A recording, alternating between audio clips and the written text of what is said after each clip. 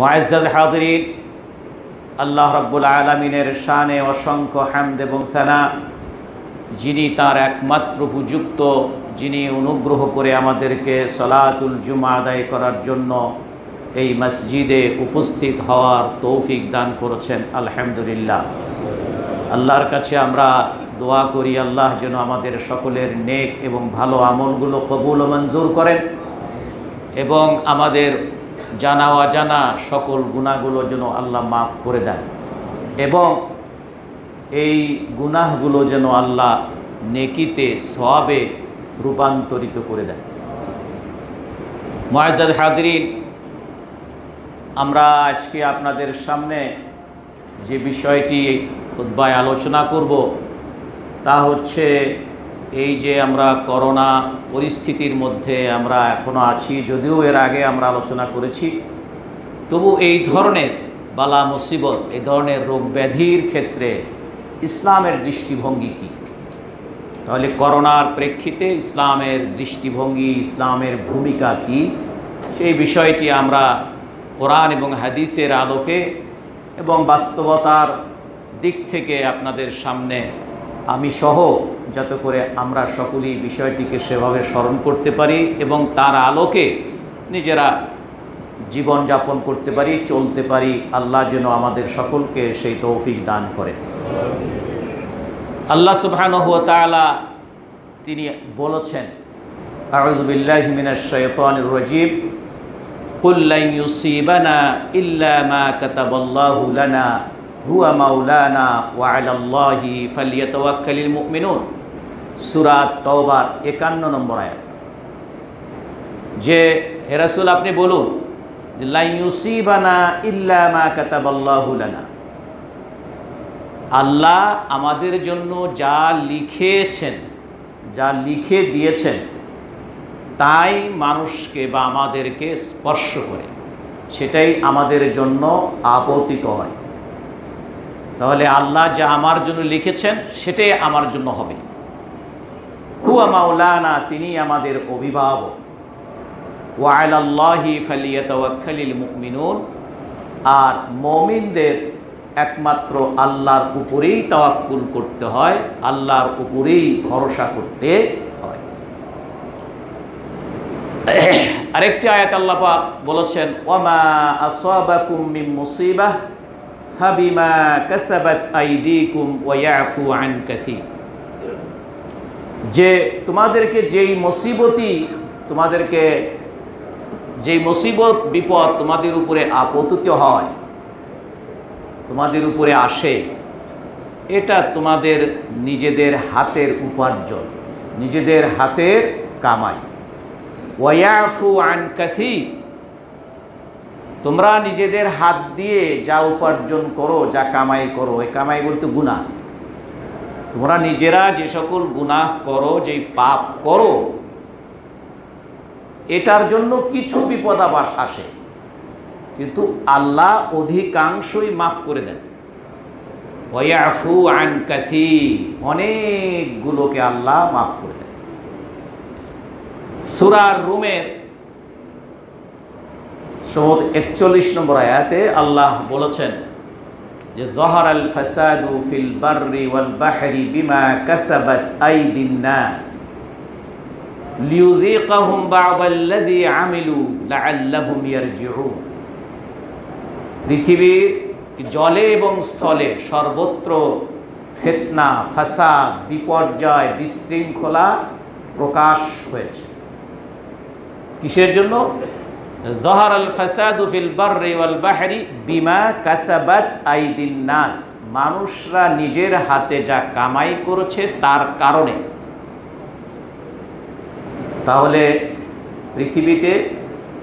পৃথিবীর জলে স্থলে সর্বত্র যেই বিশৃঙ্খলা, যেই বিপর্যয়, যা কিছুই এটা ঘটেছে, প্রকাশ পেয়েছে, এটা তোমাদের নিজেদের উপার্জনের ফসল। কেন আল্লাহ এই বিপর্যয়ের, কেন আল্লাহ এই বিপদাপদ, কেন আল্লাহ এই মুসিবত, কেন আল্লাহ এই দুনিয়াতে ত্বরিত শাস্তির আওতায় নিয়ে আসে মানুষকে, সেটার কারণও আল্লাহ নিজেই বলছেন, লিয়ুযীকাহুম বা'দাল্লাযী আমিলু, যাতে করে তিনি এই সকল লোকেরা যে সকল অপকর্মগুলো করেছে এর কিছু শাস্তি এরা এখনই পায়, এর কিছু শাস্তি এরা নগদ পায়। এটাকে বলা হয় উকুবা আজিলা, তড়িৎ শাস্তি। তাহলে এই জন্য আল্লাহ সুবহানাহু ওয়া তাআলা তারা যা কিছু অপকর্ম করেছে তার কিছু শাস্তি তাদেরকে আস্বাদন করান। কি জন্য? লাআল্লাহুম ইয়ারজিউন, যাতে করে তারা আসল পথে ফিরে আসে, যাতে করে তারা পাপের পথ থেকে ফিরে আসে। তাহলে যে কোনো বিপদ, যে কোনো মুসিবত, যে কোনো বালা, সেটা রোগ ব্যাধি বা যে কোনো ধরনের, আল্লাহর পরীক্ষা কিন্তু বিভিন্নভাবে। ওয়ালানাবলুয়ান্নাকুম বিশাইইম মিনাল খাউফি ওয়াল জুর ওয়া নাকসিম মিনাল আমওয়ালি ওয়াল আনফুসি ওয়াস সামারাত। এখানে আল্লাহ অনেক ধরনের পরীক্ষার কথা বলেছেন। ওয়ালানাবলুয়ান্নাকুম, সূরা বাকারা, ওয়ালানাবলুয়ান্নাকুম বিশাইইম মিনাল খাউফ, তোমাদের মধ্যে ভীতির সঞ্চয় করে এমন পরিবেশ সৃষ্টি হবে সবাই ভয়ে ভয়ে থাকতে হবে। বাচ্চাটা গেছে স্কুলে, ফিরতে পারবে কিনা ভয়ে আছেন। মেয়েটা বের হয়েছে, জানি না কোনো অসুবিধা হবে কিনা। আপনি নিজে বের হয়েছেন, ছিনতাইয়ের কবলে পড়বেন কিনা, তাই না? আপনার সম্পদ এই করবেন কিনা, আপনার নিজস্ব আপনার হক জিনিস ওই যুবকের কাছে আটকা আছে, তার কাছে আপনি পাবেন কিনা, নানান ধরনের শঙ্কা, নানান ধরনের ভয়ভীতি। এটাও এই জন্য আল্লাহ বলছে ওয়ালানাবলুয়ান্নাকুম, তোমাদেরকে কিছু ভয় দিয়েও আমি পরীক্ষা করি। ওয়াল জুর, ক্ষুধা দিয়ে, অভাব দিয়ে, অনটন দিয়ে। আর ওয়ানাকসিম মিনাল আমওয়ালি ওয়াল আনফুস, ধন সম্পদ কম করে দিয়ে, সন্তানাদিকে নষ্ট করে দিয়ে, না দিয়ে, সন্তান থাকলে মারা গেছে মাধ্যমে। এরপরে ওয়ানাকসিম মিনাল আমওয়ালি ওয়াল আনফুসি ওয়াস সামারাত, ফসল, ক্ষেত খামার ইত্যাদি, ব্যবসা বাণিজ্য সব কিছুকে কমায় দিয়ে, মন্দা করে দিয়ে, ধ্বংস নষ্ট করে দিয়ে ইত্যাদি ভাবে। তাহলে বিভিন্ন ভাবে আল্লাহ এই পরীক্ষাগুলো বান্দাদেরকে ফেলান যাতে করে তারা ফিরে আসে, যাতে করে তারা রাইট ট্র্যাকে আসে। আপনি রাইট ট্র্যাক থেকে, আমি রাইট ট্র্যাক থেকে সরে গিয়েছি, খাদের মধ্যে একটু পড়ে গিয়েছি। এই খাদের মধ্যে যে পড়ে গিয়েছি, পড়ে যেয়ে যেন আমার সম্বিত ফিরে আসে যে না, আমি তো আসল পথ থেকে সরে আসছি, আমাকে আবার আসল পথে উঠতে হবে। এই সম্বিতটা, এই চেতনাটা, এটার নাম তওবা, ফিরে আসা। আসলটাকে ছিলেন, সেখান থেকে আপনি ডাইভার্ট হয়ে গিয়েছিলেন, আবার সেই জায়গা মতে আসা, এইটাকে বলা হয় তওবা, আবার ফিরে আসা। তওবা শব্দের অর্থ রুজু, মানে ফিরে আসা। তো সুতরাং তাহলে আপনি, আমি, তওবা অর্থ যদি ফিরে আসা হয়, তাহলে আমরা যে আর একজনের হাত ধরে যে আস্তাগফিরুল্লাহ পড়ি, তওবা করি, তো আমার নিজের তো ফিরে আসা লাগবে, নাকি বলেন? আমার তো আবার সেই বোধ শক্তি থাকতে আমাকে তওবা করতে হবে। সেই বোধ শক্তি থাকতে আমার তওবা করতে হবে যখন আমি বুঝবো যে না, আমার গুনাহগুলোর থেকে আমাকে ফিরে আসতে হবে। আমার গুনাহ করার ক্ষমতাই নাই, ফিরে আসলাম কেমনে? তাহলে আমি এমন এক পর্যায়ে যে তওবা করছি যখন আমার গুনাহ করার কি নাই, আর ক্ষমতাই নেই, তাহলে ফিরলাম। ভালো কাজ করার আর ক্ষমতাই নেই, তাহলে ফিরলাম কোথায়? তাই জন্য এগুলোকে মনে রাখতে হবে। তাহলে আল্লাহ সুবহানাহু ওয়া তাআলা এই ধরনের তথ্যগুলো আমাদের সামনে দিয়েছেন যে মানুষের উপরে যে সকল বিপদ আপদ, এরপরে রোগ ব্যাধি, বালা মুসিবত ইত্যাদি যা, সেটা মানুষের নিজেদের উপার্জনের কারণে, নিজেদের হাতের কামাই। এটা গেল কোরআনের আয়াতগুলো। আমি আপনাদের এখানে এই হাদিসটি অনেকবার শুনেছি। সেই হাদিসটি আব্দুল্লাহ ইবনে ওমর রাদিয়াল্লাহু তাআলা আনহু বর্ণনা করেছেন। হাদিসটি সহিহ ইবনে মাজাতে আছে, ইমাম হাকিম তার মুস্তাদরাকে বলেছেন সনদ সহিহ। আব্দুল্লাহ ইবনে ওমর রাদিয়াল্লাহু আনহু বলেন যে রাসূলুল্লাহ সাল্লাল্লাহু আলাইহি ওয়াসাল্লাম বলেছেন, ইয়া মা'শারাল মুহাজিরিন, হে মুহাজিরগণ, হে হিজরতকারীগণ, খামসুন ইযা বুতুলিতুম বিহিন, পাঁচটি বিষয়ে যদি তোমরা পরীক্ষার মধ্যে পড়ো, পাঁচটি জিনিসের কারণে তোমাদের, পাঁচটি জিনিসের মাধ্যমে তোমাদেরকে পরীক্ষা করা হয়, পরীক্ষার মধ্যে তোমরা পড়বে পাঁচটি জিনিসের কারণে। পাঁচটি কারণে তোমরা পরীক্ষার মধ্যে পড়বে। আউযু বিল্লাহ ওয়া আউযু বিল্লাহি আন তুদরিকুহুন্না, আমি আল্লাহর কাছে আশ্রয় চাই এই পাঁচটি কারণ যেন তোমাদের জীবনে না ঘটে। আমি আল্লাহর কাছে আশ্রয় চাই যে এই পাঁচটি কারণ যেন তোমাদেরকে, যেই পাঁচটি কারণ দিয়ে তোমাদেরকে পরীক্ষা করা হবে, পরীক্ষার মধ্যে ফেলা হবে, আমি আল্লাহর কাছে আশ্রয় চাই, পানাহ চাই যেন আল্লাহ তোমাদেরকে এই পাঁচটি পরীক্ষার মধ্যে না ফেলেন, পাঁচটি কারণের মধ্যে না ফেলেন। তার এক নাম্বারটা, সবটি বলবো না, এক নাম্বারটা। আর এই যে পাঁচটি কারণ এর দুনিয়াতে বাস্তব কারণ, এটার যেটা শাস্তি আল্লাহ রাসূল বলেছেন, এটাও সবগুলো দুনিয়াতে, সবগুলো দুনিয়াতে। তার একটি, এক নাম্বার, পাঁচটির মধ্যে এটা এক নাম্বার, লাম তাযহারিল ফাহিশাতু ফি কওমিন ক্বাদ হাত্তা ইউলিনু বিহা ইল্লা ফাশা ফীহিমুত তাউন ওয়াল আওজা' আল্লাতী লাম তাকুন মাদাত ফি আসলাফিহিম আল্লাযীনা মাদাউ। লাম তাযহারিল ফাহিশাতু ফি কওমিন, ফাহিশা শব্দের অর্থ আপনারা জানেন না? ফাহিশা তাহলে আরবি শব্দ। রাসূল বলছেন লাম তাযহার, প্রকাশ হয় না, ছড়িয়ে পড়ে না, আল ফাহিশা অশ্লীলতা, ফি কওমিন কোন কওমের মধ্যে, কখনো, মানে কখনো অশ্লীলতা কোনো একটি সমাজে প্রকাশ পায় না, হাত্তা ইউলিনু বিহা, এই যৎমত প্রকাশ পায় না, এটাকে প্রকাশ্যে ঘোষণা দিয়ে এটা করা হয়। হাত্তা ইউলিনু মানে এলান করা, এলান করে করা হয়। ইল্লা ফাশা ফীহিম আত-তাউন, তবে এটা যখন এরকম প্রকাশ হয়, সবাই এটাকে গ্রহণ করে নেয়, সবার কাছে এটা জানা বিষয় হয়ে থাকে, তো ইল্লা ফাশা ফীহিম, সেখানে তখন প্রাদুর্ভাব ঘটে, সেখানে তখন প্রভাব প্রকাশিত হয়ে পড়ে কি আত-তাউন ওয়াল আওজা। তাউন মানে প্লেগ রোগ, যেই রোগ হলে আর মানুষ বাঁচে না, প্লেগ যেটা আগে ছিল, তাউন আরবিতে রাসূলের যুগে ছিল, তারও আগে ছিল, এবং হাজার হাজার মানুষ যে এলাকায় যেত, এটা সেই এলাকায় হাজার হাজার মানুষ মারা যেত। অনেক সাহাবীরা তাউনে মারা গেছেন, বিভিন্ন যুদ্ধে গিয়ে তারা এই তাউনে আক্রান্ত হয়েছেন, বিভিন্ন দেশে গিয়ে। সুতরাং এই তাউন হাদিসের পরিভাষা অত্যন্ত পরিচিত একটি, মানে যেটাকে কি বলা হয়, যে মরণ ব্যাধি যেটাকে বলা হয়। তাউন মানে কি? প্লেগ রোগ, এটা মরণ ব্যাধি। ওয়াল আওজা, অন্যান্য ব্যাধি। সেই সমাজে তাউন এবং আরো অন্যান্য রোগ বালাই ছড়িয়ে পড়ে। আল্লাতী লাম তাকুন মাদাত ফি আসলাফিহিম আল্লাযীনা মাদাউ, এই যে তাউন আর আরো যে অন্যান্য রোগগুলো ছড়িয়ে পড়ে, এই ধরনের রোগগুলো সব নতুন রোগ, তাদের অতীতকালে এগুলো ছিল না, তাহলে নতুন রোগ। তাহলে আপনি যদি এই রাসূলের এই কথাটা, তাহলে এটা কি পরকালে, আখেরাতে না দুনিয়াতে? দুনিয়াতে।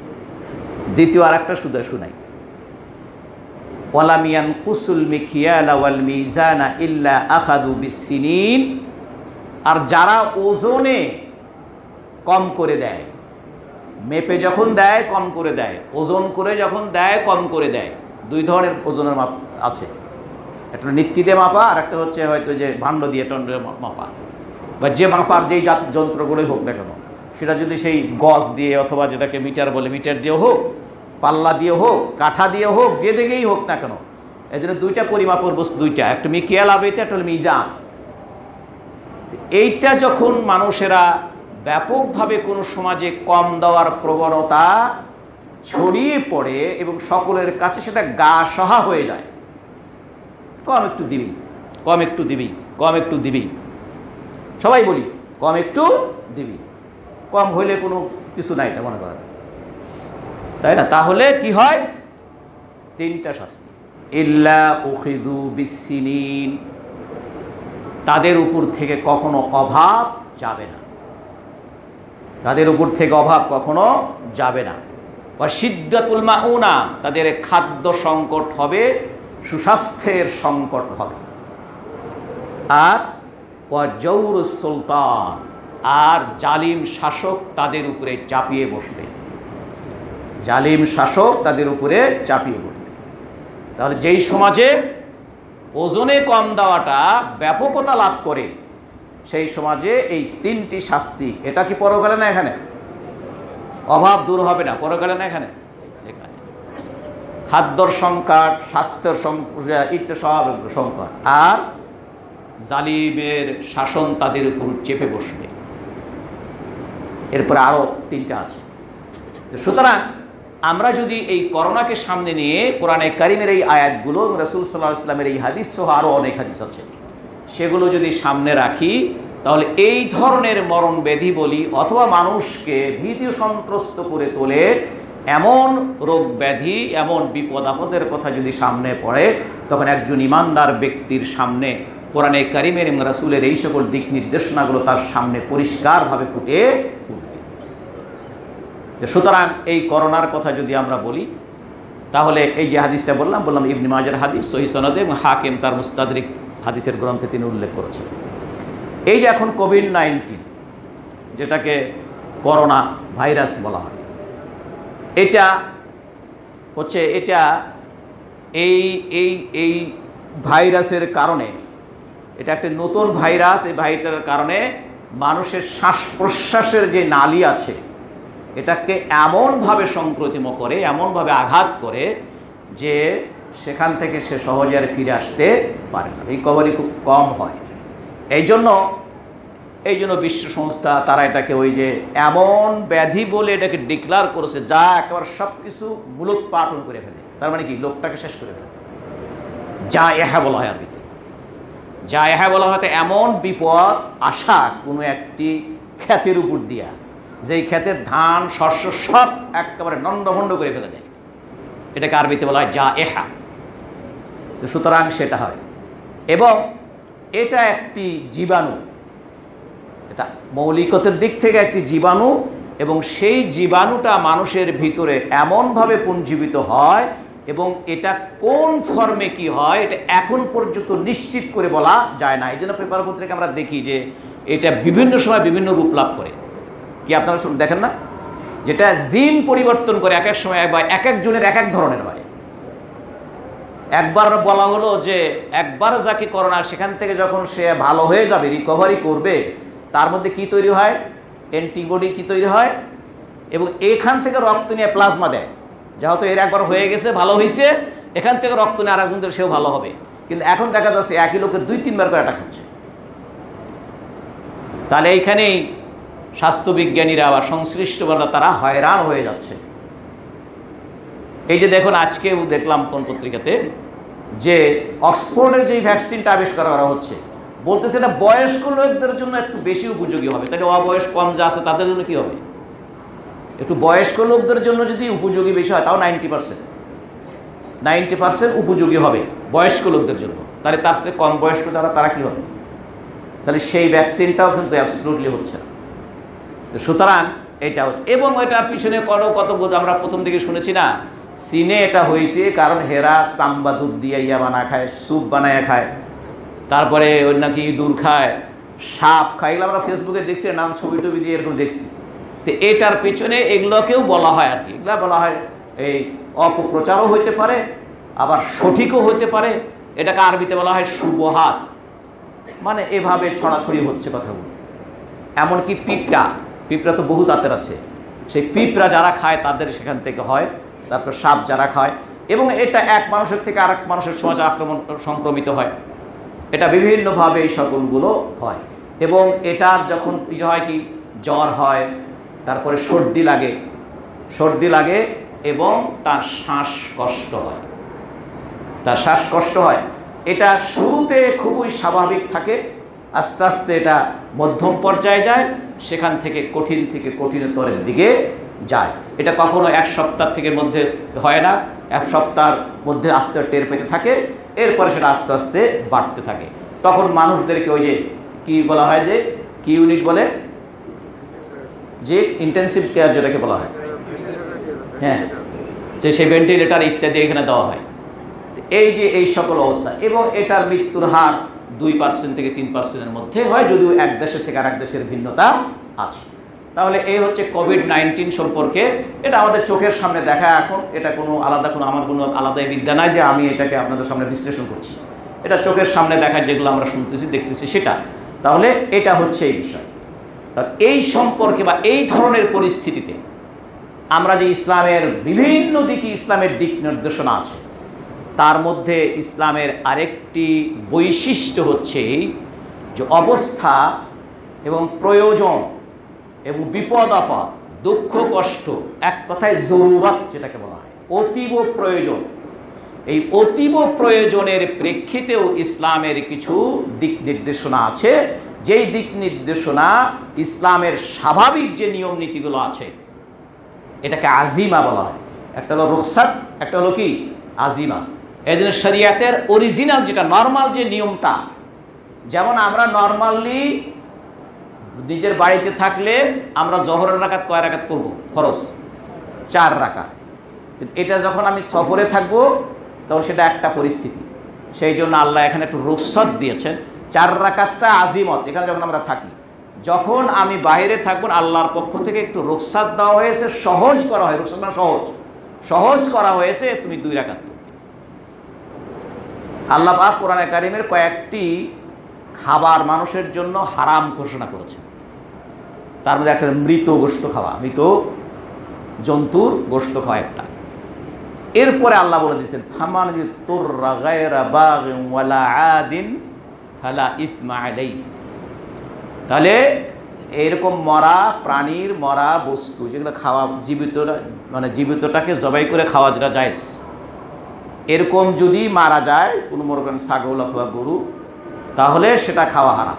কিন্তু আল্লাহ বলে দিলেন কারো যদি এমন অবস্থা হয় যে তার জীবন আর বাঁচতেছে না, খাবারের জন্য শুধু এই মরা এই প্রাণীর গোশতটা তার সামনে আছে, আর খাবারের কোনো ব্যবস্থা নাই, না খেলে মারা যাবে, তাহলে এটা সংকট না, এটা জরুরত কিনা? এইখানে আল্লাহ কিন্তু অনুমতি দিয়েছে।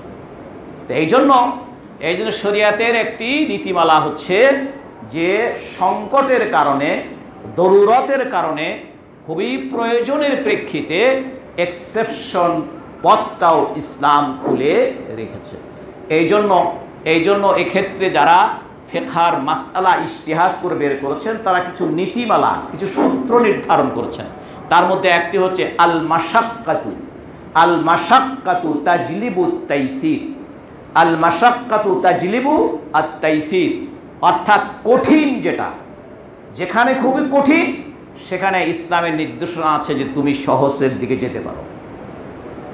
তুমি শীতের নাম কি, এমন শীত কি এমন অসুখ আপনার যে পানি স্পর্শ করলে আপনার অসুখ বেশি বৃদ্ধি হবে, খুব আশঙ্কাজনক বেড়ে যাবে, তখন কিন্তু আপনার তায়াম্মুম করা যায়। এত পানি ঠান্ডা অথচ আপনার গোসল ফরজ, যে এই ঠান্ডা পানি দিয়ে আপনি গোসল করলে আপনার জীবন নষ্ট হওয়ার ভয় আছে, তখন আপনি তায়াম্মুম করবেন। তাহলে দেখা যাচ্ছে আল মাশাক্কা, কঠিন অবস্থা, এটা কি করলো? সহজের দিকে নিয়ে আসলো। ইসলামের নীতিমালা হচ্ছে এটা। তাহলে ইসলাম যে সহজ, এইখানে যে কোনো কঠিনতা নেই, এইখানে যে কোনো অপ্রশস্ততা নেই, এখানে যে কোনো চরমপন্থা নেই, এই সকল বিষয়গুলো ইসলামের, এটা হচ্ছে তার বড় দান। এই জন্য কোনো একটি বিষয় যখন দেখা যাচ্ছে যে এটা খুব সংকীর্ণ হয়ে গেছে, তখন এটাকে প্রশস্ত করার নির্দেশ আছে। এর অনেকগুলো এই সকল সূত্রের মাধ্যমে অনেক মাসআলা বের করা হবে, যেমন আপনাদের একটা উদাহরণ দিই। এমনকি এখন যে মনে করেন ইসলামী ব্যাংকগুলো তারা তো ইসলামী শরিয়ার মুড অনুযায়ী, ইসলামী শরিয়ার ভিত্তিতে বিনিয়োগ করে। আপনার সাথে যে বিনিয়োগ করেছে, যেই লাভে করেছে, এখন আপনি এই যে করোনার মধ্যে কি আপনি দোকানপাটই আপনি খুলতে পারেন নাই, আপনার ওই জিনিসই বেচা কেনা হয় নাই, তাহলে সেক্ষেত্রে এখানে আপনার সাথে কিন্তু কন্ট্রাক্ট এবং চুক্তি হচ্ছে যে আপনি এই 6 মাসের মধ্যে, 1 বছরের মধ্যে আপনি এটা এই হারে দিবেন। ও পক্ষে কন্ট্রাক্ট, আপনার সাথে কন্ট্রাক্ট, কিন্তু আপনি এইরকম বিপদের মধ্যে পড়ছেন, এই যে এটা হচ্ছে আপনি এখন বিপদের মধ্যে আছেন, এইখানে শরিয়াতের মাসআলা, এইখানে শরিয়াতের নির্দেশনা, এইখানে আপনাকে তাইসির সহজের দিকে নেবে। এই জন্য যে এই করোনাকালীন সময়ে ইসলামী ব্যাংকগুলো তাদের গ্রাহকদের সাথে কি আচরণ করবে, এটাও কিন্তু শরিয়ার নির্দেশনা আছে। কথা কি বুঝতে পেরেছেন?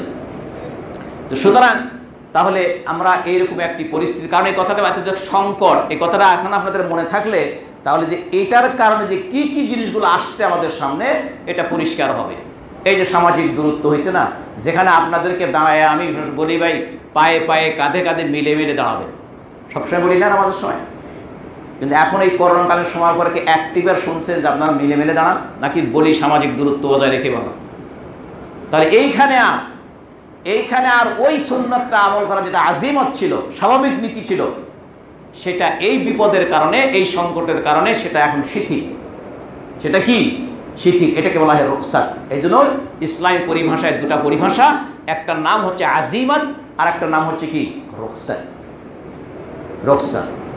তা আমরা বলি ভাই আমারে তুই এটা নিয়ে আমার একটু রুখসাত দে ভাই, তার মানে কি এটা নিয়ে তুই তোর দায়িত্ব যা আজকে আমার যে পাওনা আছে ভাই এই দিলাম ভাই, এটা নিয়ে তুই আমার মাফ করে দে, তুই আমার রুখসাত করে দে, আমাকে তুই ছুটি দিয়ে দে, আমাকে আর আটকায় রাখিস না এর মধ্যে, এটা রুখসাত।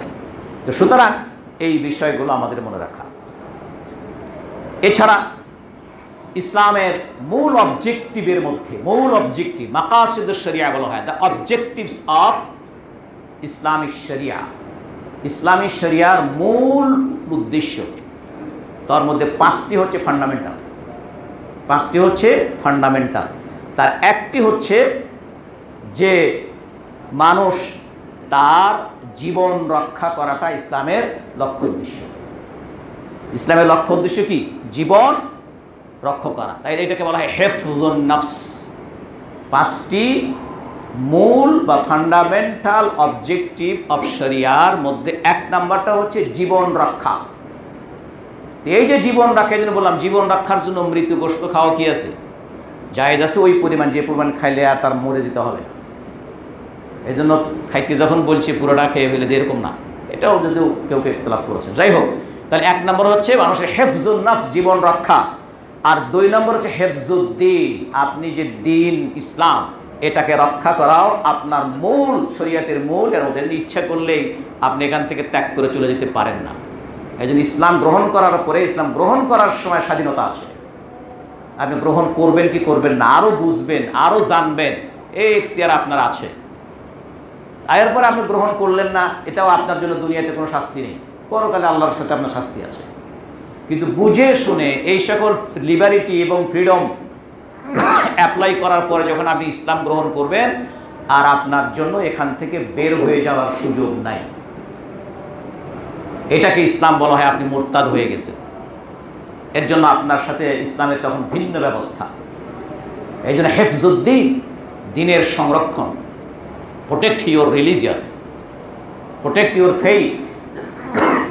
3 নাম্বার হচ্ছে হিফজুল আকল, আপনার এই জ্ঞানটাকে সংরক্ষণ রাখা। আপনাকে আকল যেভাবে আল্লাহ দিয়েছেন, এটা কোনো কিছু বাইরের উপসর্গ দিয়ে সেটাকে আপনি নষ্ট করবেন, যেটা আপনার আকলের উপরে, যেটা আপনার জ্ঞানের উপরে, বিবেকের উপর যেটাকে আঘাত করে, এই জন্য সকল ধরনের জ্ঞান নষ্ট করে দেয়। এরপর সকল ধরনের উপসর্গ ইসলাম হারাম করে দিয়েছে। মদ, জুয়া, তার জুয়ানা, মদ, তারপর মাদকতা ইত্যাদি যেগুলো সব হারাম, কারণ ওটা আপনার আকলকে নষ্ট করে। আপনি বলবেন যে আমি তো এক কলস পরিমাণ খাইলেও আমার আকল নষ্ট হয় না। না হোক, আপনার না হলে আরেকজনের হয়। এই জন্য ওটা হয় আপনারও হয়েছে, এটা ধরে নিয়ে আপনিও এটার আওতায়। আমার কথা কি বুঝতে পেরেছেন? কেউ কইতে পারে না ডাক খায় কিছু হয় না, তার হইতেছে, কিন্তু আরেকজন একটুখানি খাইছে তো তার ইয়ে হয়ে গেছে। সুতরাং যেই জিনিসটা আসলে এইটা কাজের জন্য কোনো কারণে যদি আপনার মধ্যে সেটা এফেক্ট নাও করে, তবু আপনার জন্য এটা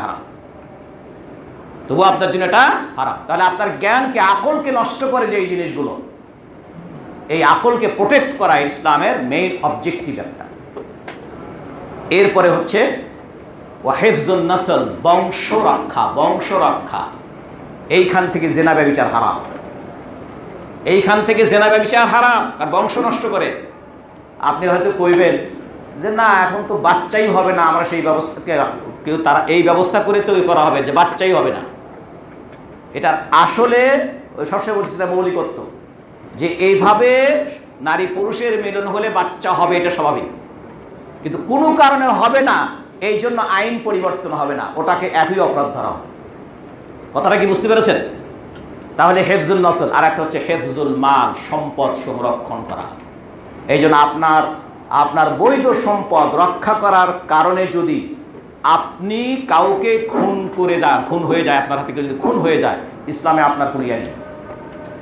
কারণ আপনার সম্পদ রক্ষা করা আপনার জন্য কি, একজন আপনার সম্পদ জোর করে নিচ্ছে, আপনার সে রক্ষা করতে গিয়ে হয়তো আপনার কোনো আঘাতে সে ভারত মারা গেছে মনে করেন, কথার কথায় ইসলামে আইনে আলাদা বিচার এটা, কারণ আপনার সম্পদ সংরক্ষণের জন্য আপনি এটা করেছেন। তো সুতরাং এই যে 5টি মৌলিক বিষয়, তাহলে এই করোনা এটা এমন একটি মহামারী যেটা মানুষের জীবন ধ্বংস করার সম্ভাবনা বেশি থাকে। সুতরাং এই ক্ষেত্রে এই যে মানুষের জীবন রক্ষা করার যে বিষয়টি, কারণ আল্লাহ বলছেন মান কাতালা নাফসান বিগাইরি নাফসিন আও ফাসাদিন ফিল আরদি ফাকান্নামা কাতালান নাস জামিআ, যে ব্যক্তি কোন মানুষকে অন্যায়ভাবে হত্যা করলো, অন্যায় বলতে একজন মানুষ আর একজন মানুষকে হত্যা করেছে, তার বিচারে কিন্তু নিজের হাতে আইন তুলে নেওয়া যাবে না। বিচারে, ইসলামের বিচারে তাকেও তো, একজন যদি আরেকজনকে হত্যা করে প্রমাণিত হলে ইসলামী আইনে তাকেও হত্যা করা হবে।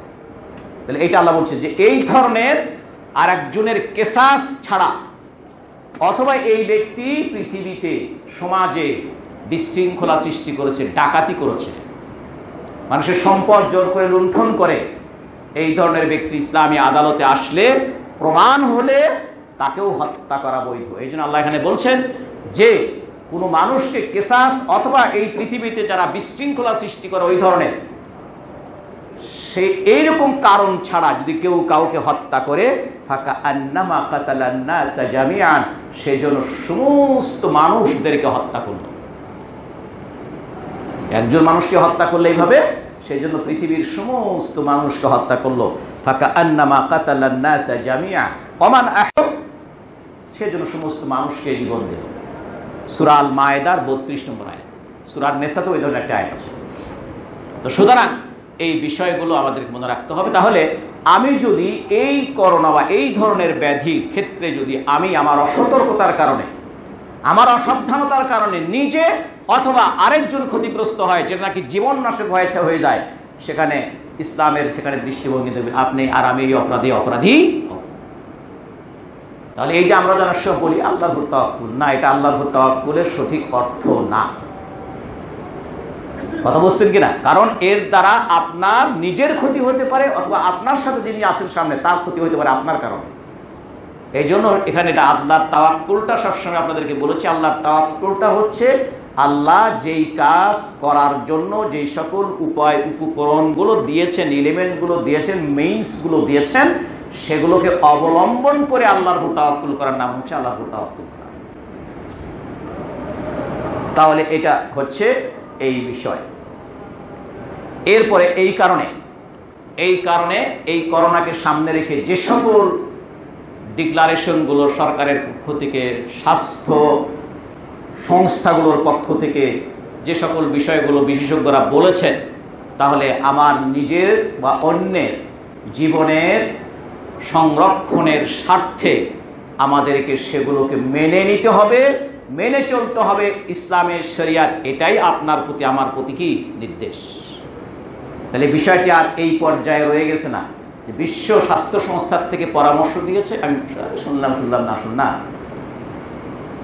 এই জন্য এই বিষয়টাকে আমাদেরকে মনে রাখতে হবে। সুতরাং আমাদের ঘর থেকে বের হওয়া, রাস্তাঘাটে বাজারে যে সকল বিষয়গুলো আছে, একসময় রাস্তাঘাটি বন্ধ ছিল, দোকানপাট বন্ধ ছিল, ইভেন কি মসজিদ বন্ধ ছিল, ব্যবসা বাণিজ্য বন্ধ ছিল, তারপরে বিমান, এয়ারপোর্ট সব কিছু বন্ধ ছিল। তখন যে বন্ধ করা হয়েছিল এই বৃহত্তর এই স্বার্থে করা হয়েছিল, এটা ইসলামী শরিয়ার নীতির বিরুদ্ধে নয়, বরং পক্ষে। এগুলো মেনে চলা আমাদের জন্য অপরিহার্য। আপনারা হয়তো যারা একেবারে জীবনে করেন যে মাস্ক ব্যবহার করেন না, আপনারা কি জানেন যে আমার কাছে কতজন অভিযোগ করে?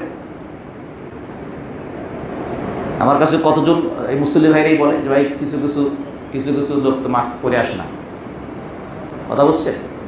তো এই জন্য এই প্রসঙ্গে বলছি ভাইয়ের আমাদের পরিচিতদের কারো বাবা কারো আত্মীয় স্বজন করোনায় পজিটিভ হয়েছে, তিনি আমাকে আসার সময় বলতেছেন আমাদের এক ভাই, খুব আমাদের এক প্রিয় ভাই, তার আব্বা অসুস্থ হয়েছেন, তিনি দোয়া চেয়েছেন, আপনারা দোয়া করবেন যে এই ভাইয়ের বাবা সহ আরও যারা অসুস্থ আছেন আল্লাহ যেন সকলকে সুস্থ করে দেন। আর যারা এই করোনাতে যারা মৃত্যুবরণ করেছে আল্লাহ যেন তাদেরকে, রাসূল সাল্লাল্লাহু আলাইহি ওয়াসাল্লাম হাদিসে শোনাবো, রাসূল সাল্লাল্লাহু আলাইহি ওয়াসাল্লাম বলেছেন যে তারা যদি ধৈর্য এবং সবরের সাথে নিয়ত ঠিক রেখে এই অবস্থায় যদি মৃত্যুবরণ করে, রাসূল বলেছেন সে তাকে শাহাদতের মর্যাদা দান করা হবে। আমরা তাদের জন্য সেই শাহাদতের দরজা আল্লাহর কাছে প্রার্থনা করছি, আল্লাহ তুমি কবুল করো। যে তাহলে এই সকল বিষয়গুলো, এমনকি দেখেন না টাকা পয়সা ইত্যাদি লেনদেন সব কিছু করে একসাথে খুব ভীষণ আতঙ্কের মধ্যে আমরা ছিলাম, ঠিক না? যে ওই সময় মনে করেন দোকানপাটে এই টাকা ঠুকা, একদিন তো আমার এই ইয়েতে উনি আমার এসে বলতেছে ভাড়া দেওয়ার সময়, বলতেছে স্যার আপনি নিশ্চিন্তে নেন, আমি এটাকে দিয়েছি ও স্যানিটাইজার দিছি, আগুনের একটু উপর থেকে ধরে একটু স্যাক দিছি, এরকম করে নিয়ে আসছি, আপনি ধরেন সমস্যা নেই, কথা বলছেন। সুতরাং বিষয়গুলো কিন্তু সবই সতর্কতার কারণ, সবই এই সকল সতর্কতা। ওই যে প্রথম নাম্বার যে বললাম, জীবন প্রোটেক্ট হচ্ছে ইসলামী শরীয়তের একটি মেইন অবজেক্টিভ। সুতরাং এই জন্য যে সকল আনুষঙ্গিক যে সতর্কতাগুলো আছে সেই সতর্কতাগুলোকে অবশ্যই পরিপালন করতে হবে। আল্লাহ বলেছেন ইয়া আইয়ুহাল্লাযীনা আমানু খুযু হিযরাকুম, হে ঈমানদারগণ তোমরা খুযু হিযরাকুম, তোমরা সাবধানতা অবলম্বন করো। আমরা মাস্ক পরছি সাবধানতা অবলম্বন করার জন্য না, সামাজিক দূরত্ব যে বজায় রাখার কথা বলা হচ্ছে না, হেজর বলা হয়, যে অনেক কিছুকে নিষেধ করা হয়েছে, এটা কিন্তু এটার অংশ বিশেষ। এই যে আল্লাহ যে সাবধানতা অবলম্বন করতে বলেছেন, এই সাবধানতা অবলম্বন করার মধ্যে যেটা, এটা তো ঠিক যে আল্লাহ যেটা আমার জন্য লিখে রেখেছে সেটা হবে, তা আল্লাহ লিখে রেখেছেন আমার জন্য হবে, তাহলে আমরা চাকরি করতে বের হই কেন? তাহলে আমরা উপার্জন করতে বের হই কেন? ঘরের মধ্যে তো কেউ কথা বলে বসে থাকি না, আল্লাহ যা লেখা রাখছে তা আমার ঘরের মধ্যেই আসবে। তাহলে এই জন্য বিষয়টা, সেদিন আমি একটা লিফটে একসাথে উঠছি, আমি আর একটা ইয়াং ছেলে, ওরা আছে মাছটা কিন্তু হাতে ধরে আছে, তা আমারটা তো এখানে আছে। আমি বললাম আঙ্কেল তুমি এটা হাতে ধরে এখানে দাও, তো ওষুধ দিল, একটু লজ্জা পেলো, দিল আর বললো যে আল্লাহ ভরসা, তোমরা ঠিক আছে, তোমার আল্লাহ ভরসা ঠিক আছে, কিন্তু তোমার জন্য না হলে, যে আমি যে তোমার সাথে আমার জন্য হলো তোমাকে দিতে হবে, এটা আমার জন্য হলো তোমাকে দিতে হবে। এই জন্য শুধু আমি না, আপনার পরিবারে আপনার ইত্যাদি সেই বিষয়গুলো আমাদের এগুলো মনে রাখা দরকার। এরপরে যদি আমরা ইসলামের এই ক্ষেত্রে যে সকল বিষয়গুলো আপনারা দেখেন, এই যে হাত ধোয়া, নাক ভালো করে পরিষ্কার করা, বাইরে থেকে গেলে মুখ টুক ভালো করে দেওয়া, খাবার আগে হাত দেওয়া, খাবার পরে ভালো করে হাত ধোয়া ইত্যাদি যে বিষয়গুলো, এখানে তো ইসলামের একটা মূল একটা কোর বিষয় রয়েছে, যেটাকে আর নাজাফা বলা হয়। কি বলা হয়? আর নাজাফা। আপনারা প্রত্যেকেই যারা লেখাপড়া করছেন, এটা বেশি দূর না, 8-9 পর্যন্ত যারা পড়ছেন, সেখানে হাদিসের একটা বই নাজাফাত মিনাল ঈমান, তাই না? যে পবিত্রতা এটা ঈমানের একটি অংশ, ঈমানের অংশ। এই জন্য আল্লাহ সুবহানাহু ওয়া তাআলা দেখেন ওযু ফরজ করে দিয়েছেন নামাজের জন্য। ইসলামে ফিকহবিদরা বলেন, জানেন নামাজটা হচ্ছে ইবাদতে মাকসুদা, কারণ আল্লাহ নামাজটা ফরজ করেছেন, নামাজটা ফরজ করেছেন ইটসেলফ ইন্ডিভিজুয়ালি। নামাজ থেকে বাদ দিলে, তোয়াফ থেকে বাদ দিলে, অর্থাৎ যে সকল কারণে ওযু করতে হয়, যে সকল ইবাদত পালন করার জন্য, ওই ইবাদতগুলোর থেকে যদি বিচ্ছিন্ন রাখা হয় ওযুকে, তাহলে ইটসেলফ ইন্ডিভিজুয়াল ওযু ফরজ না। কথা কি বুঝছেন আপনারা? ওযু ফরজ হয়েছে নামাজ ফরজ হওয়ার কারণে, যেহেতু নামাজ ওযু ছাড়া হবে না। এই জন্য ইসলামী জুরিসপ্রুডেন্স যারা আছে, ফিকহবিদ যারা আছেন, তারা ইমামরা তারা বলেন কি, যে ইবাদত দুই প্রকার, একটা মাকসুদা মাদ্দে উদ্দেশ্য, আর একটা হচ্ছে গায়রে মাকসুদা, ওটা উদ্দেশ্য। ওযু হলো গায়রে মাকসুদা, আর সালাত হচ্ছে কি ইবাদতে মাকসুদা, যে আমি সালাত আদায় করব, এই জন্য সালাত শুদ্ধ হওয়ার জন্য আল্লাহ তার রাসূল পবিত্রতা অর্জনের কথা বলছেন। আর পবিত্রতা অর্জন দুই ধরনের, একটা হলো ছোট থেকে, একটা হলো বড় থেকে। ছোট থেকে হলো ওযু, আর বড় থেকে হচ্ছে গোসল। তাহলে ওযু আর গোসল এটা ইটসেলফ এটা উদ্দেশ্য না, উদ্দেশ্য হচ্ছে আমার ওইটা কি হওয়া, শুদ্ধ হওয়া। এই জন্য এর থেকে আবার একটি ফিকহার একটি নীতিমালা বা সূত্র বের করেছে ওলামায়ে কেরাম, যে মা লা ইয়াতিম্মুল ওয়াজিবু ইল্লা বিহি ফাহুয়া ওয়াজিব। মা লা ইয়াতিম্মুল ওয়াজিবু ইল্লা বিহি ফাহুয়া ওয়াজিব, যেই অপরিহার্য কাজটি যেটা ছাড়া হয় না, যেই অপরিহার্য কাজটি যেই কারণটা অ্যাপ্লাই করা ছাড়া হয় না, ওই কারণটা ওয়াজিব। বুঝছেন? ধরেন আমরা এখানে লেখাপড়া করাবো, লেখাপড়াটা ধরেন ফরজ, কিন্তু এইরকম করে একটি ঘর বানায় সেখানে ক্লাসরুম না করলে লেখাপড়া হয় না, তাহলে ওই ক্লাসরুম বানানোটা অজিব। ক্লাসরুম এমনি বানানো অজিব না, কিন্তু ওইটা ছাড়া যদি ওইটা না হয় তাহলে ক্লাসরুম বানানোটাও কি অজিব। এইটা হলো এই সূত্রের অধীনে মা লা ইয়াতিম্মুল ওয়াজিবু ইল্লা বিহি ফাহুয়া ওয়াজিব। তো সুতরাং এই জন্য আরবি শেখা ফরজ, আরবি শেখা ফরজ। এটা আমাকে যদি যখন দলিল দিতে বলেন যে কোরআনে বলছে আল্লাহ, কিছু লোক আছে না, সেদিনকে পাইছিলাম ভাই, দেখেন আপনাদের বলছি কিনা, সেদিনকে একজনকে পাইছিলাম, সে বলেন যে কোরআনে কোথায় আছে দেখে দেন। এই যে জাহান্নাম থেকে যে ইমানদারদের এক দলকে জান্নাতে নেওয়া হবে, এটার জন্য সে আমার কাছে কোরআনের আয়াত পাচ্ছে। বুঝছেন? আমি বললাম ভাই হাদিস মানেন না আপনি, তো যাই হোক কথা ওদিকে যাবো না। তো সুতরাং এই যে আমাকে যদি বলেন যে আরবি শেখা যে ফরজ, এটা একটা দলিল আল্লাহ কোথায় বলছে যে আরবি শিক্ষা করা ফরজ? রাসূল কোথায় বলেছেন আরবি শিক্ষা করা ফরজ? তখন কিন্তু এইটা দিয়ে যে যেহেতু কোরআন এবং হাদিস কি ইসলাম শিক্ষা করা ফরজ, ইসলাম শেখার উৎস হচ্ছে কোরআন এবং হাদিস। কোরআন এবং হাদিস থেকে ইসলাম শিখতে গেলে আপনাকে কোরআন হাদিসে হচ্ছে আরবিতে, সুতরাং সেই আরবি শেখাও, ওটা যেহেতু আরবি শেখা ছাড়া জানা যায় না, সুতরাং আরবি শেখাও খরচ। কেউ যদি বলেন যে কেউ আরবি জানা লোক বাংলায় করে দিয়েছে, আমি বাংলায় পড়ছি, আমার হবে কিনা? হয়তো হবে, কিন্তু যে লোকটা আরবি থেকে বাংলা আরবি না জানতেন তাহলে কি বাংলায় করতে পারতেন? সেই জন্য আরবি শেখাও খরচ। ইবনে তাইমিয়া, আমার কথা না, ইবনে তাইমিয়া রাহমাতুল্লাহ বলছেন, ইমাম শাফিঈ রাহমাতুল্লাহ বলেছেন, তারপরে ওমর ইবনুল খাত্তাব রাদিয়াল্লাহু আনহু বলেছেন, তাআল্লামুল আরাবিয়্যা, তোমরা আরবি শেখো, ফাইন্নাহু মিন দীনিকুম, এটা তোমাদের দ্বীনের অংশ, তোমাদের দ্বীনের অংশ, এটা শেখো। এমনকি ফারায়েজ শেখো, ফারায়েজ, ইলমুল ফারায়েজ যেটাকে বলে, যেটা আপনারা আপনাদের মেয়েদেরকে বঞ্চিত করেন, যে সকল ভাইয়েরা বোনদেরকে বঞ্চিত করেন, এই ফারায়েজ ফরজ শেখা প্রত্যেকের জন্য।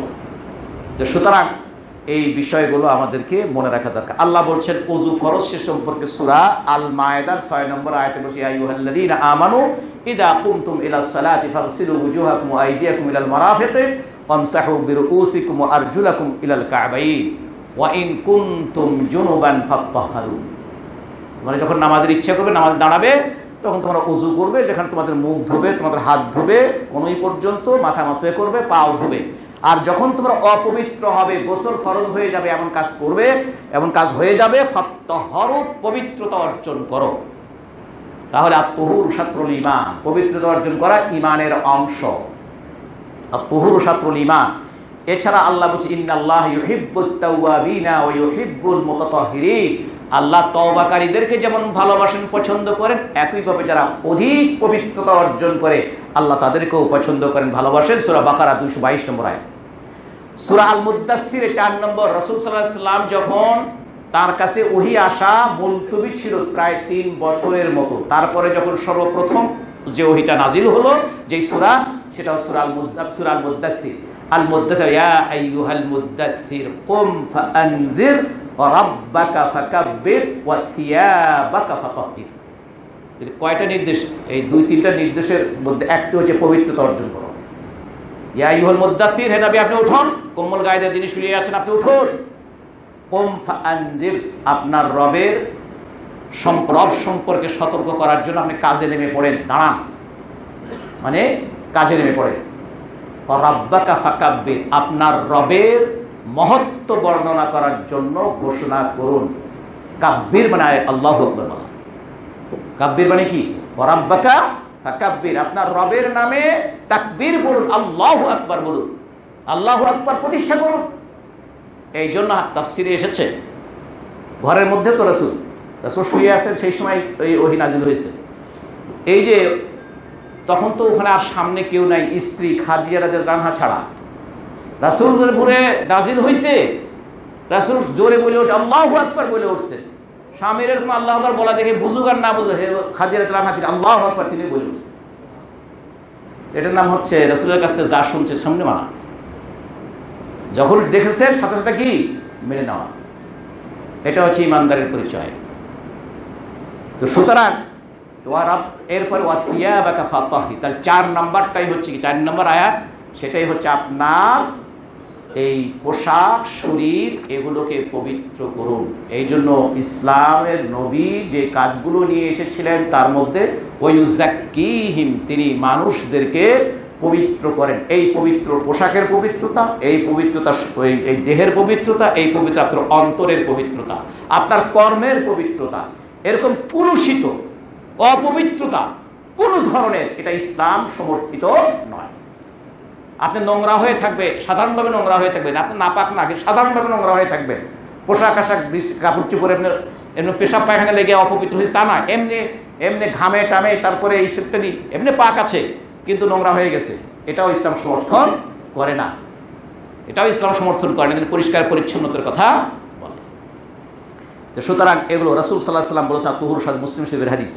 এভাবে রাসূলুল্লাহ সাল্লাল্লাহু আলাইহি ওয়াসাল্লাম কোরআনে কারিমে আমরা এই নাজাফাত সম্পর্কে, পবিত্রতা সম্পর্কে আমরা এরপরে 2 হাত ধোয়া সাবান দিয়ে, তারপরে যে পরা, এই মোজা পরা, ইত্যাদি, মোজা বলতে যে আমরা কি বলি ওটাকে গ্লোভ, এগুলো পড়া, এবং আরো যে সকল এই বিষয়ে স্বাস্থ্য বিধি যারা দেন তাদের পক্ষ থেকে বিজ্ঞ যারা আছেন, স্বাস্থ্য বিজ্ঞানী যারা আছেন, স্বাস্থ্য বিষয়ক যারা জ্ঞান রাখেন তাদের পক্ষ থেকে যে সকল বিষয়, এবং এই দিক থেকে সরকারের পক্ষ থেকে বা সরকারের কোনো সংস্থার পক্ষ থেকে আমাদের স্বাস্থ্য অন্যের জন্য সংরক্ষণ বা ভালো থাকার জন্য যে সকল নির্দেশনাগুলো আসবে সেগুলো এইটার মধ্যে পরিগণিত।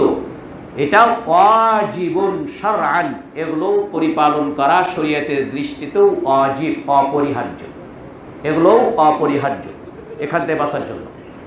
এরপরে আল্লাহ সুবহানাহু ওয়া তাআলা বলেছেন, আপনি এগুলো না করার কারণে আপনি নিজে ক্ষতির মধ্যে পড়তে পারেন, নিজে ক্ষতিগ্রস্ত হতে পারেন, অন্যকেও ক্ষতিগ্রস্ত করতে পারেন। ইসলাম নিজে ক্ষতিগ্রস্ত হওয়া বা অন্যকে ক্ষতির কারণ হওয়া দুটোই হারাম ঘোষণা করেছে। কথা কি খেয়াল করছেন? নিজে ক্ষতিগ্রস্ত হওয়া ইচ্ছে করে বা অন্যকে ক্ষতির মধ্যে ফেলা ইচ্ছে করে, এই দুটোই ইসলামে হারাম। সুতরাং সতর্কতা আপনাকে অবশ্যই নিজের জন্য এবং অন্যের জন্য আপনাকে অবশ্যই পরিপালন করতে হবে।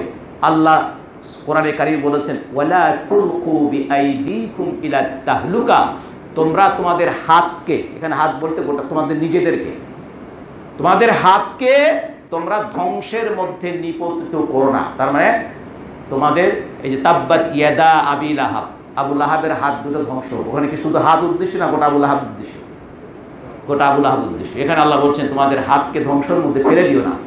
তার মানে তুমি তোমার নিজেকে ধ্বংসের মধ্যে ফেলে দিও না। ওয়া আহসিনু ইন্নাল্লাহা ইউহিব্বুল মুহসিনিন, সূরা বাকারা 195 নম্বর আয়াত। এছাড়া আল্লাহ অন্য আরেকটি আয়াতে বলেছেন, সূরা নিসা 29 নম্বর আয়াত, ওয়ালা তাকতুলু আনফুসাকুম, ওয়ালা তাকতুলু আনফুসাকুম, নিজেরা নিজেদের জীবনকে হত্যা করো না। এর দ্বারা আত্মহত্যা আছে একটা, কাতলুন নফস বলা হয়, নিজেকে হত্যা করা। এটা যেমন তেমনি করে আপনার অসতর্কতার কারণে, আপনি অন্য কোনো কারণে যে কোনোভাবে আপনার জীবন নষ্ট করা, জীবন ক্ষতিগ্রস্ত হতে পারে সেরকম অবস্থার মধ্যে ফেলে দেওয়া এই আয়াতের আওতাভুক্ত। সুতরাং এটা, এই আত্মহত্যা করা এটা হারাম ইসলামে। সুতরাং যেটা আমাকে ধ্বংসের মধ্যে নিতে পারে সেটা হারাম। এছাড়া রাসূলুল্লাহ সাল্লাল্লাহু আলাইহি সাল্লাম বলেছেন, ইদা সামি'তুম বিত-তাউন বিআরদিন ফালা তাদখুলুহা, সহিহ বুখারীর হাদিস। তোমরা যখন শোনো কোনো এলাকাতে তাউন মানে ছোঁয়াচে রোগ, প্লেগ রোগ, যেটাকে অন্যের মধ্যে সংক্রমিত হয় মানুষ মারা যায়, এই ধরনের রোগের কথা যখন তোমরা শুনবে, ফালা তাদখুলুহা, সেখানে প্রবেশ করবে না, সেখানে প্রবেশ করবে না। ওয়াইদা ওয়াকা বিআরদিন ওয়া আনতুম ফিহা, আর কোনো এলাকায় যদি এই ধরনের রোগ ব্যাধি থাকে আর তুমি যদি সেখানেই অবস্থান করো, ফালা তাখরুজু মিনহা, সেখান থেকে বের হইও না। তাহলে তুমি যদি বাইরে থাকো ঢুকো না, আর যদি ভিতরে থাকো তাহলে কি বের হইও না। আপনাকে যে আপনার বাড়িতে থাকতে বলা হলো, এই হাদিসের আলোকে তো কি আমাদের থাকা অপরিহার্য। থাকা অপরিহার্য। তো সুতরাং এই বিষয়গুলো আমাদেরকে মনে রাখতে হবে। এছাড়া রাসূলুল্লাহ সাল্লাল্লাহু আলাইহি ওয়াসাল্লাম আরো বলছেন, লা দারারা ওয়ালা দিরার, নিজে ক্ষতিগ্রস্ত হয়েও, যেটা আগে বললাম, নিজে ক্ষতিগ্রস্ত হয়েও না, অন্যকে ক্ষতির মধ্যে ফেলো না। নিজে ক্ষতিগ্রস্ত হয়ে না, অন্যকে ক্ষতির মধ্যে ফেলো না। এটা আবু দাউদের হাদিস, ইবনে মাজাহ, মালিক, তারপরে ইমাম মালিক তার মুওয়াত্তাতে, ইমাম হাকিম তার মুস্তাদরাকে, আল বাইহাকি তিনি বর্ণনা করেছেন। এছাড়া রাসূলুল্লাহ সাল্লাল্লাহু আলাইহি ওয়াসাল্লাম একটা সহিহ হাদিসে বলেছেন, বুখারীর হাদিস, একটু আগে আপনাদেরকে বলতেছিলাম শাহাদাতের মর্যাদা, সেই হাদিসটা এখন বলছি। আল্লাহ রাসূল সাল্লাল্লাহু আলাইহি ওয়াসাল্লাম বলেছেন, ফালাইসা মিন রাজুলিন ইয়াকাউ তাউন ফায়ামকুসু ফি বাইতিহি সাবিরান মুহতাসিবান, কোনো ব্যক্তি যদি প্লেগে, ধরেন করোনাতে আক্রান্ত হয়ে তার ঘরে ধৈর্যের সাথে, ঘরে হোক অথবা হাসপাতালে হোক, যেখানে ধৈর্যের সাথে আল্লাহর কাছে এর প্রতিদান পাওয়ার আশা নিয়ে, তার নিষ্ঠার সাথে যদি থাকে, আন্নাহু লা ইউসিবুহু ইল্লা মা কাতাবাল্লাহু লাহু, তিনি কি মনে করেন যে আমি এটার জন্য সতর্ক থেকেছি, এটার জন্য যে ওষুধ দরকার সেটা ব্যবস্থা নিয়েছি, এর পরেও যদি আল্লাহ আমার মৃত্যু লিখে থাকেন, এই জন্য আমি ধৈর্যশীল, তাহলে আল্লাহ ইল্লা কানা লাহু মিথলু আজরি শাহীদ, এই ব্যক্তি যদি মারা যায় তাহলে তিনি শাহাদাতের মর্যাদা লাভ করবেন। সহিহ বুখারীর হাদিস, শাহাদাতের মর্যাদা লাভ। তো সুতরাং এটা হচ্ছে আমাদেরকে মনে রাখা। আরেকটা যেটা আমরা যে আয়াতটা আপনাদের সামনে বললাম যে আল্লাহ বলেছেন, এটা আরেকটি ইসলামের নির্দেশনা হচ্ছে যে হে ঈমানদারগণ, তোমরা সাবধানতা অবলম্বন করো। সূরা আন-নিসার ৭১ নম্বর আয়াত, সূরা আন-নিসার ৭১ নম্বর আয়াত। এ সকল কারণকে সামনে রেখেই কিন্তু ইসলামকে স্কলাররা, করোনার যদিও এখন অনেকখানি উন্মুক্ত করে দেওয়া হয়েছে, তারপরেও সামাজিক যে সকল দূরত্ব বজায় রাখা, যে সকল নিয়ম বিধিগুলো আছে, সবগুলি তো আছে আগের মতো, যদি বাস্তবায়নের ক্ষেত্রে শিথিলতা আসছে, কিন্তু এই জিনিসগুলো আমাদেরকে রক্ষা করা, যেটা আল্লাহ বলছেন যে তোমরা সতর্কতা অবলম্বন করো, সাবধানতা অবলম্বন করো, সূরা আন-নিসার ৭১ নম্বর আয়াত। এইখানটাই কিন্তু এই যে মসজিদ নামাজ না হওয়া ইত্যাদি যে বিষয়গুলো আমরা দেখেছি, বা এখনো হয়তো আবার নতুন শুরু হয়েছে, সেকেন্ড ওয়েভ বলছে, দ্বিতীয় ঢেউ, করোনার দ্বিতীয় ঢেউ, এই জন্য আমরাও দেখতে পাচ্ছি আমাদের দেশে একটু বাড়তি, তাই না? তো সুতরাং এক্ষেত্রে তো আমাদের আরও সাবধানতা অবলম্বন করা জরুরি আছে, প্রয়োজন রয়েছে। এই জন্য কিন্তু দেখেন রাসূল, আল্লাহর ইসলাম তো পূর্ণাঙ্গ দিন, সব কিছু আল্লাহ রাসূলের সময়, এই সময়, এটাও বুখারীতে হাদিস আছে, মুসলিম শরীফের হাদিস, যে মুয়াজ্জিন এই ধরনের যখন বিপদ ওই সময় আসছে, আসা যাচ্ছে না মসজিদে, কিন্তু মসজিদে কিন্তু আজান হতে হবে। এই জন্য ইমাম সাহেব আর মুয়াজ্জিন সাহেব থাকবেন মসজিদে, সকল পরিস্থিতি আজান দেবেন। আজানে যেখানে হাইয়া আলাস সালাহ, সেখানে কি বলা হবে? সাল্লু ফি রিহালিকুম আও সাল্লু ফি বুয়ুতিকুম। হাইয়া আলাস সালাহর পরিবর্তে কি বলবে? তোমরা তোমাদের ঘরেই সালাত আদায় করো, তোমরা তোমাদের ঘরেই সালাত আদায় করো। সহিহ বুখারী মুসলিমের হাদিস। সুতরাং এগুলো দিনের মধ্যে কোনো কিছুই নতুন না। এই করোনা এসেছিল বলে, তাহলে পরিসৃষ্টি হয়েছে বলে আমাদের সামনে হাদিসে আসছে। হ্যাঁ, কয় একদিন শুনলাম না, এখন কি ব্যাচ করছে হাদিসে, এরকম কেউ কেউ বলে, কয় একদিন শুনলাম না, এখন একদিন কি করোনা আসছিল, একদিন কি এই অবস্থা সৃষ্টি হয়েছিল। তো সুতরাং এই বিষয়গুলো আমাদেরকে মনে রাখা অত্যন্ত জরুরি ভাই। আল্লাহ আমাদের সকলকে তৌফিক দান করুন। ইবাদাল্লাহ, ইন্নাল্লাহ বারাকাল্লাহু লাকুম ফিল কুরআনিল আযীম ওয়া নাফা'নি ওয়া ইয়্যাকুম বিমা ফীহি মিনাল আয়াতি ওয়া যিকরিল হাকীম। আকুলু কওলি হাযা ওয়া আস্তাগফিরুল্লাহ লি ওয়া লাকুম ওয়া লিসাইরিল মুমিনিন ফাস্তাগফিরুহু ইন্নাহু হুয়াল গফুরুর রহিম।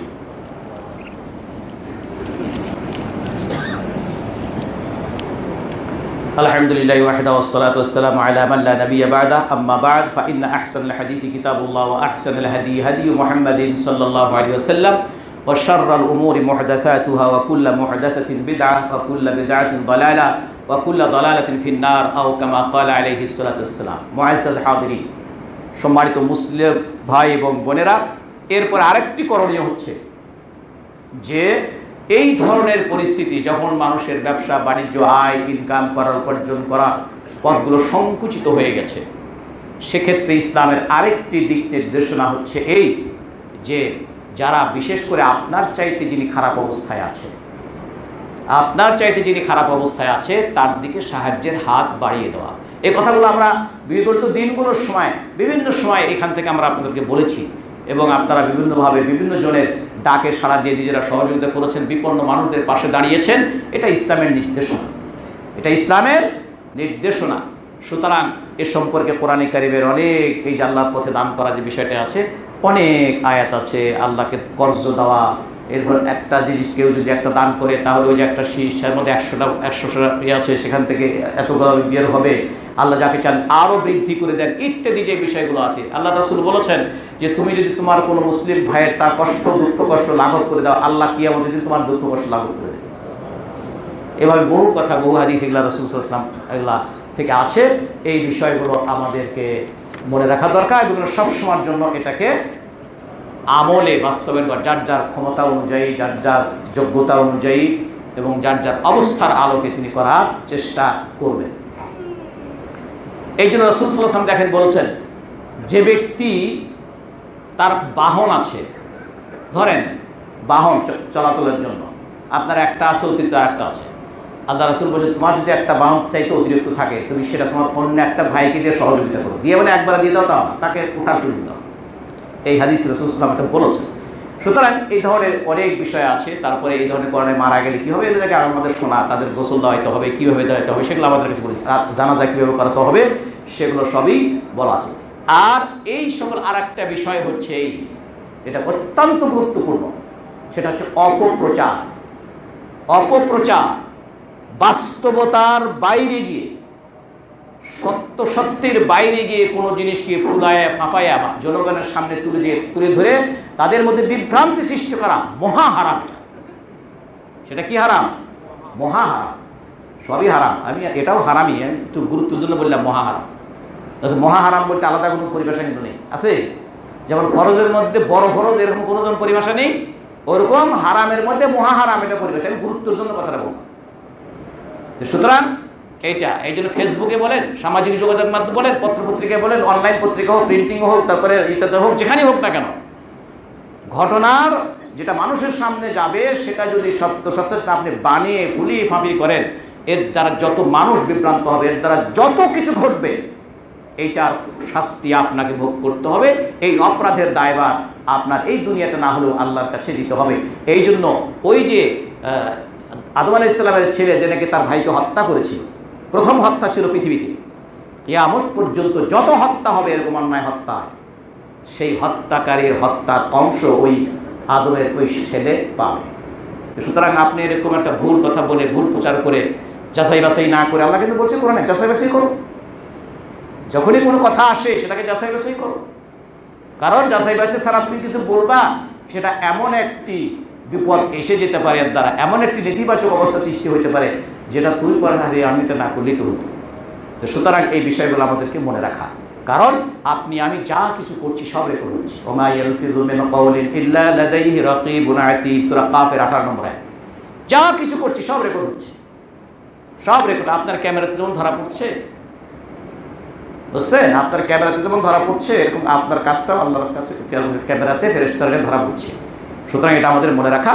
আর সবচেয়ে বড় নির্দেশনা হচ্ছে এই ধরনের বিপদ আপদে সব সময় আল্লাহর কাছে দোয়া করা, যে আল্লাহ তুমি আমাদেরকে হেফাজত করো।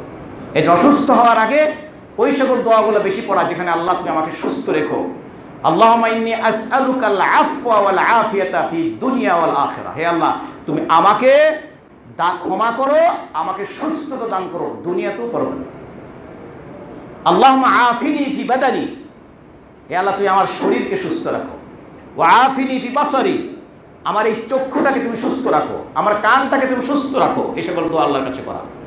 এরপর আল্লাহুম্মা ইন্নী আউযু বিকা মিনাল বারস ওয়াল জুনুন ওয়াল জুযাম ওয়া মিন সাইয়্যিল আসকাম, যেটা প্রথম থেকে সবাই মুখস্থ করেছেন এই দোয়াটি। আল্লাহ এই ধরনের প্লেগ রোগ, এই ধরনের মহামারী রোগ, এই ধরনের এটা পাগলাপনা, পাগল হয়ে যাওয়া, এরকম কুষ্ঠ রোগ ইত্যাদি থেকে তুমি আমাদেরকে হেফাজত করো। এছাড়া তো ইমানদারদের জন্য যেটা খুশখবরি, এটা বলে শেষ করছি যে আল্লাহ রাসূল সাল্লাল্লাহু আলাইহি ওয়াসাল্লাম বলেছেন যে মা ইউসিবুল মুসলিমা মিন নাসাবিন ওয়ালা ওয়াসাবিন ওয়ালা হাম্মিন ওয়ালা হুজনিন ওয়ালা আযান ওয়ালা গাম্মিন হাত্তা শাওকাতি ইউশাকুহা ইল্লা কাফফারাল্লাহু বিহা মিন খাতায়াহু। যে ব্যক্তি, যে কোনো মুসলিম ব্যক্তি একটুখানি কষ্ট লাগে, একটুখানি অস্বস্তি লাগে, একটুখানি দুশ্চিন্তা হয় এবং তার একটুখানি কষ্ট ইত্যাদি এগুলো হয়, এমনকি পথ চলতে গিয়ে একটুখানি কাঁটার খোঁচা পর্যন্ত লাগে, আল্লাহ সুবহানাহু ওয়া তাআলা এর বিনিময়ে তার গুনাহগুলো মাফ করে দেন, এর গুনাহগুলো মাফ করে দেন। আল্লাহ আমাদের সকলকে কথা বলে বোঝার তৌফিক দান করুন। সম্মানিত ভাইয়েরা আমার, আপনাদেরকে আবারও আমি মসজিদের কথা স্মরণ করিয়ে দিচ্ছি। আপনারা সকলেই ইনশাআল্লাহ এই মসজিদের জন্য আপনারা দান করছেন, আল্লাহ যেন সকলের দানকে কবুল করেন এর বিনিময়ে যেন আল্লাহ পাক আমাদেরকে ইহকালে পরকালে নাজাত দান করেন, সকল বিপদ আপদ থেকে যেন আল্লাহ আমাদেরকে হেফাজত করেন। ভাই আমরা তো গত সপ্তাহে বলেছি, ও সব সপ্তাহে বলি, প্রতি সপ্তাহে কমপক্ষে আমাদের 7 লক্ষ টাকা লাগে। তো সুতরাং আপনারা দিচ্ছেন, আপনারা দেবেন, অন্যদের কাছ থেকে আপনারা কালেকশন করবেন। তৃতীয়ত হচ্ছে আমার যিনি ওস্তাদ ছিলেন, আমার এই ওস্তাদ গতকালকে রাত্রে উনি মারা গেছেন, তো আপনারা তার জন্য দোয়া করবেন। কারণ ছাত্র হিসেবে দায়িত্ব ওস্তাদের জন্য দোয়া করা। আল্লাহ যেন তার কোনো ত্রুটি থাকলে ক্ষমা করে দেন এবং তাকে যেন আল্লাহ সুবহানাহু ওয়া তাআলা কবরে তাকে যেন কাউলুস সাবিত, যেটা আল্লাহ কোরআনে বলেছেন, আল কাউলুস সাবিত মানে শাহাদাতুল্লাহ, আল্লাহর তাওহীদের উপরে, কালিমাতুশ শাহাদার উপরে আল্লাহ যেন সাবিত রাখেন, তার প্রতিবিষ্ট আল্লাহ করে জান্নাত নসিব করেন। এই সাথে আমাদের পিতামাতা আত্মীয় যারা কবরবাসী হয়েছে আল্লাহ যেন প্রত্যেকের কবর আযাব মাফ করে দেন, সবাইকে আল্লাহ আরাম আয়েশা থাকার তৌফিক দান করেন। ইবাদাল্লাহ ইন্নাল্লাহ ইয়ামুরু বিল আদলি সাল্লু আলা নবী মুহাইতা আমারাকুম রাব্বুকুম বিসসালাতি ওয়াসসালামু আলাইহি ফাকাল ইন্নাল্লাহা ওয়া মালাইকাতাহু ইউসাল্লুনা আলান নবী ইয়া আইয়ুহাল্লাযীনা আমানু সাল্লু আলাইহি ওয়া সাল্লিমু তাসলিমা আল্লাহুম্মা সাল্লি ওয়া সাল্লিম বারিক আলা মুহাম্মাদ ওয়া আলা আলি মুহাম্মাদ কামা সাল্লাইতা আলা ইব্রাহিম ওয়ারদাল্লাহু আনিস সাহাবা খুসুসান আবী বকর ওয়া উমর ওয়া উসমান ওয়া আলী وعن بقية أصحاب رسول الله صلى الله عليه وسلم أجمعين وعن التابعين لهم ومن تبعهم بإحسان إلى يوم الدين وعنا معهم بجودك وكرمك ورحمتك يا أرحم الراحمين ربنا آتنا في الدنيا حسنة وفي الآخرة حسنة وقنا عذاب النار رب ارحمهما كما ربياني صغيرا اللهم أعز الإسلام والمسلمين وأذل الشرك والمشركين اللهم انصر من نصر الدين واخذل من خذل الدين عباد الله إن الله يأمر بالعدل والإحسان وإيتاء ذي القربى وينهى عن الفحشاء والمنكر والبغي يعظكم لعلكم تذكرون فاذكروا الله يذكركم ولذكر الله أكبر والله يعلم ما تصنعون